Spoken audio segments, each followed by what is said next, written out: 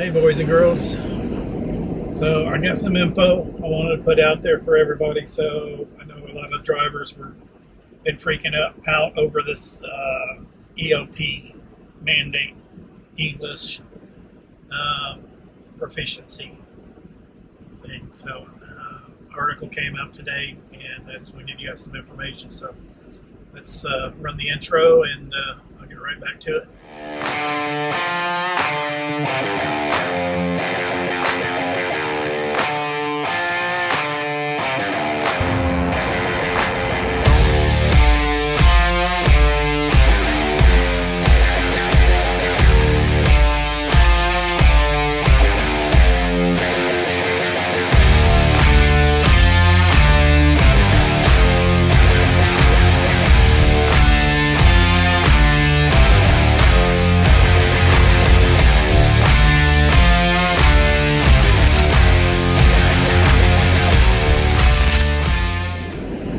Guys, Adam here. So CSA put out guidance yesterday on how the English language proficiency regulations supposed to be going, how they're going to enforce it. So I just thought I'd stop and make a video. I'm waiting at a receiver right now, so thought I'd do that. I will be reading this, so the best I can.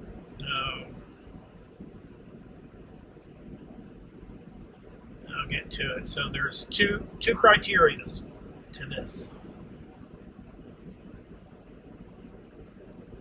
And get rid of that. Let's see. The criteria are, if I can find them. Okay, here we go.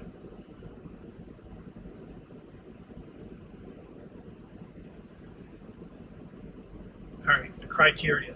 Apologize.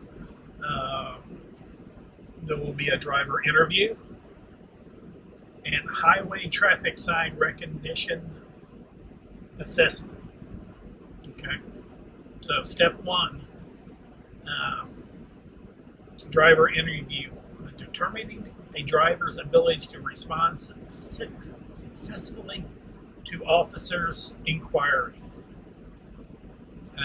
The inspector should evaluate the driver's ability to respond successfully to official inquiries and directions in English as required by 49 CFR Statute 391.11B2. A lot of numbers.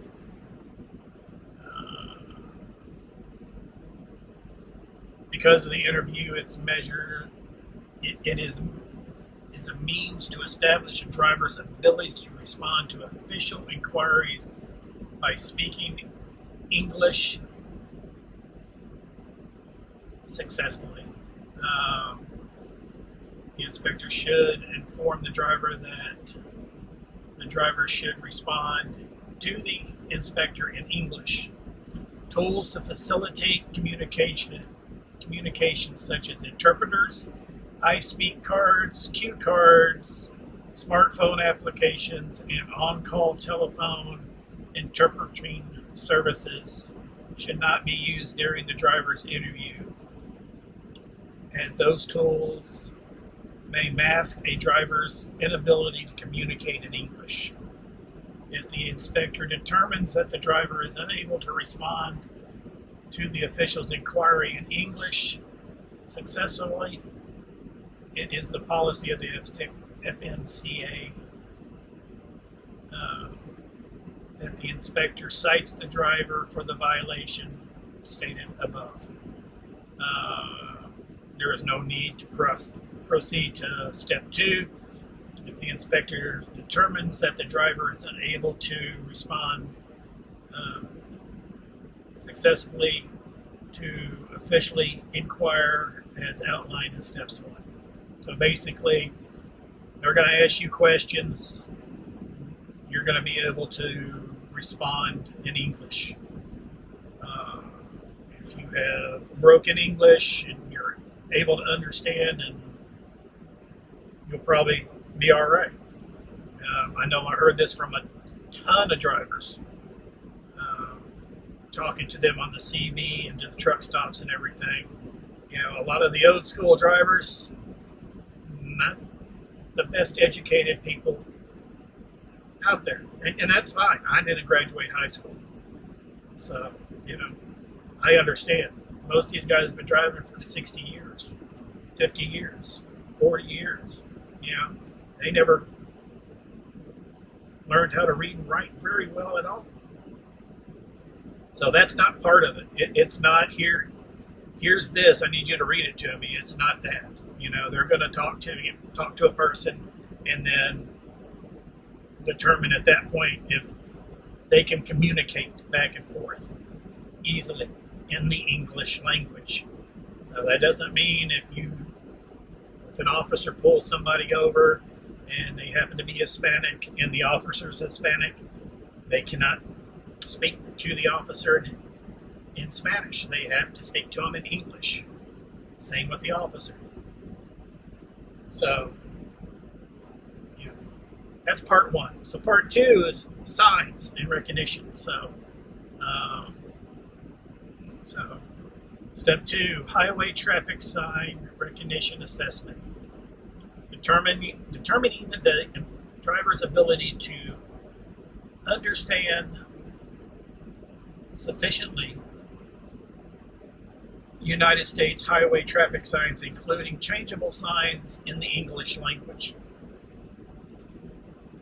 The inspector should evaluate the driver's ability to understand sufficiently United States highway traffic signs by conducting a highway traffic sign assessment to include highway traffic signs that conform to the Federal Highway Administration's Manual of Uniform Traffic Control Devices for Street and Highway, and electronic display changeable message signs the driver may encounter while operating a commercial vehicle. So we all know about the lighted signs on the side of the road, overhead, and stuff like that. So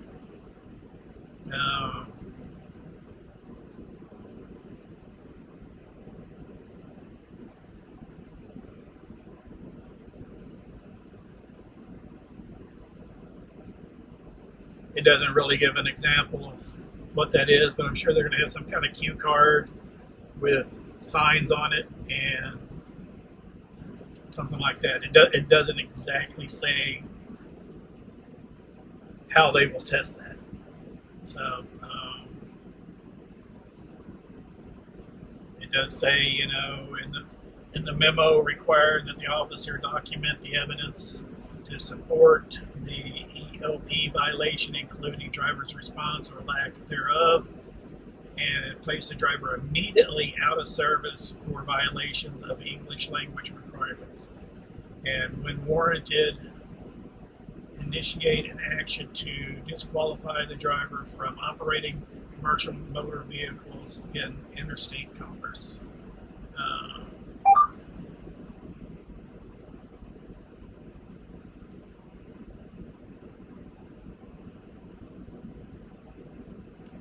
And they even say that you know, they're going to make sure that, you know, between Texas and Mexico border, this is implemented. And I saw a video on it the other day. Texas will be the first ones to roll this out, and they will roll it out hard, from what I understand. So anything that's coming in from Mexico with Mexican drivers, they better know how to understand the signs. Sorry about that. I did take time to look at traffic signs for Mexico. The signs are the same. Of course, they have Spanish on them instead of English. But everything, all the signs, physical signs, you know, stop signs, right turn lane, left turn lane. The only other thing is everything's in meters. So you're coming up on a low bridge and you don't know how to read 12.6, 12 feet 6 inches, you don't know what that is, if they don't know what the conversion to imperial from metric is, that could be an issue. But pretty much all the signs are the same. Some of them are different because I don't know how the roads are in Mexico. So, but falling rocks are falling rocks. Lane splits are lane splits. They look the same. Designed a little different, but pretty much the same. So for the old school American truckers out there that are worried about this, being a written test or a reading test or something like that, trust me, guys, I do not have the greatest ability to read things either. All right, I'm proficient. I can read stuff. Reading stuff to you guys, hard enough, trust me. But that's it, man. I think it's going to be the regulation's always been there. Even before Obama decided to nix it. Didn't really nix it, but he just said don't enforce it. Before it was enforced, it wasn't really enforced. From what I've been reading. So, yeah, guys. So, that's pretty much all I got. I want to thank you guys for checking the channel out. I do stream my channel, my drives, live every night, except for when I'm on a 34 at home. So if you guys want to check that out, check it out. If not, don't. It's fine. But I appreciate everybody who does. I'm trying to grow that part of my channel a little bit. If you guys, want to help out the channel or anything, please send me a super thanks or anything like that. You don't have to. Again, I'm not begging for it, but I would like to do a couple more things to the camera system that I have for everything. But as always, guys, be safe out there. Always be overly cautious. Do not be overly confident. It only takes one time for something to go wrong. So be safe, be blessed, and I'll see you guys down the road.